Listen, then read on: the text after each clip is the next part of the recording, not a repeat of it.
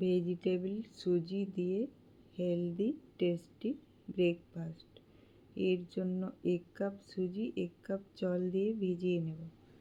এরপর 1 চামচ টক দই, টমেটো কুচি, গাজর কুচি, আদা কুচি, কারি পাতা, কাঁচা লঙ্কা, ক্যাপসিকাম কুচি, পরিমাণ মতো নুন, হলুদ, গোলমরিচের গুঁড়ো, কালো জিরে, গরম মশলা দিয়ে মেখে নেব। এরপর একটু জল, বেকিং পাউডার, আধা চামচ চিনি দিয়ে একটি ব্যাটার বানিয়ে নেব। তাওয়ার মধ্যে একটু তেল দিয়ে ওই ব্যাটারটি ছড়িয়ে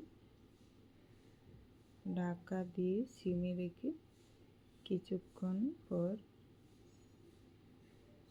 ঢাকনা তুলে উল্টো দিকটাও ভেজে নেব। ব্যাস রেডি হয়ে গেল হেলদি এবং টেস্টি, সবথেকে ইজি ভেজিটেবল দিয়ে সুজির চিলা।